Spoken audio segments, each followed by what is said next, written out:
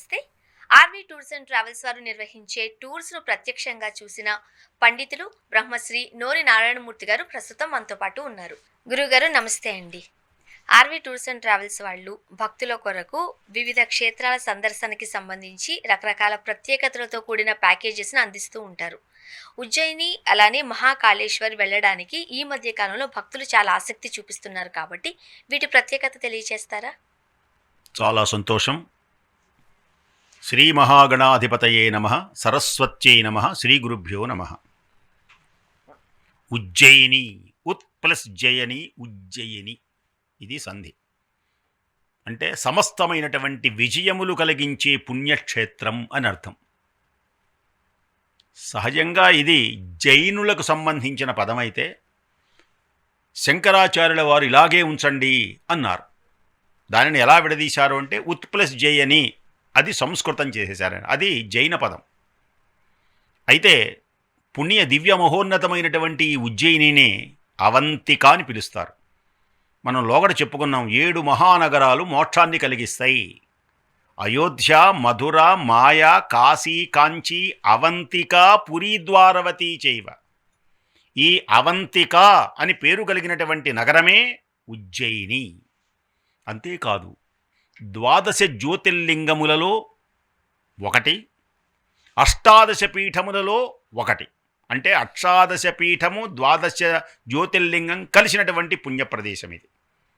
18 పీఠములలో మహాకాళి అమ్మవారి ఇక్కడే ఉంటుంది. మహాకాలుడు, ఈ కాలగ్రమం, ఇక్కడనే వరాహమిహిరుడు కూడా పుట్టాడు.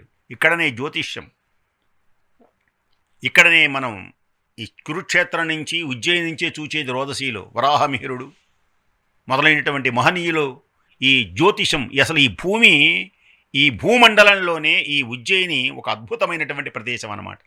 ఈ ప్రదేశం నుంచి మనం చూస్తేనే ఆ నక్షత్రముల యొక్క గమనాలు, రోదసీ విహారాలు ఇవన్నీ మనకు గోచరమవుతాయి. అందుచేతనే భారతదేశం ప్రపంచంలోనే జ్యోతిర్మండలమును లెక్కింపగలిగినటువంటి గొప్పదైనటువంటి వరాహమిహిరుడు, ఆర్యభట్టు అంటారే, అలాంటి వాళ్లకు నిలయము. అంతేకాదు, ఇది విక్రమాదిత్యుడు పరిపాలించినటువంటి పుణ్యప్రదేశం, అమ్మవారిని ఆరాధించినటువంటి పుణ్యప్రదేశం. ఇక్కడనే హరసిద్ధిమాత శక్తిపీఠం కూడా అద్భుతంగా ఉంటుంది. ఇక్కడనే గొర్రెలు కాసేటువంటి అబ్బాయికి చదువు రాక ఒక మహారాజు యొక్క కూతురుని చేసుకుంటే ఆ అమ్మాయి భర్తని చీదరించుకోకుండా, స్వామి, అమ్మ యొక్క అనుగ్రహం, అమ్మదయ ఉంటే అన్నీ ఉన్నట్లే, అమ్మదయ ఉంటే అన్నీ ఉన్నట్లే అని అర్ధరాత్రి వేళ అక్కడ కూర్చొని అమ్మవారిని ఆరాధిస్తాడు.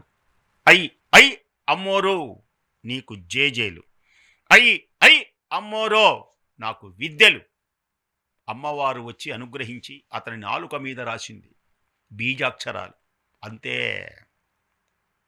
అప్పటిదాకా పరమ ముద్దు మాతా మరకతస్యామా మాతంగీ మధుశాలిని కుర్యాత్కటాక్షం కళ్యాణి కదంబవనవాసిని. అమ్మవారిని స్తుతించి తరించి చివరకు ఆయనే కవికుల గురువు కాళిదాసు అయినాడు.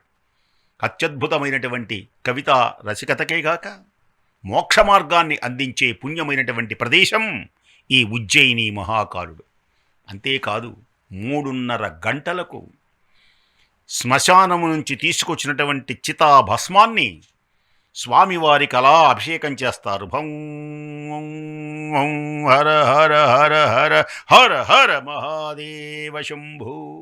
ఈ దృశ్యం కన్నుల పండు వర్ణనాతీతం. ఈ దృశ్యాన్ని చూడాలని 1 గంట నుంచే లైన్లో ఉంటారు అక్కడ వేలాది మంది భక్తులు. ఆ దృశ్యాన్ని చూడాలి, ఆ అభిషేకాన్ని చూడాలి, తరించాలి. మనకు కూడా సాయంకాలం వేళ టీవీలలో ఉజ్జయిని మహాకాలుడు యొక్క దివ్య అలంకారాన్ని మనకు చూపిస్తూ ఉంటారు టీవీల్లో. అత్యద్భుతమైనటువంటి అమ్మవారి యొక్క దివ్య అనుగ్రహం పొందేటువంటి మార్గము కూడా ఇదే. ఇంకొక విశేషం ఏమిటి అంటే, ఈ ప్రదేశం దగ్గరనే సాందీపుడు అని పేరు కలిగిన ఒక మహర్షి ఉన్నాడు.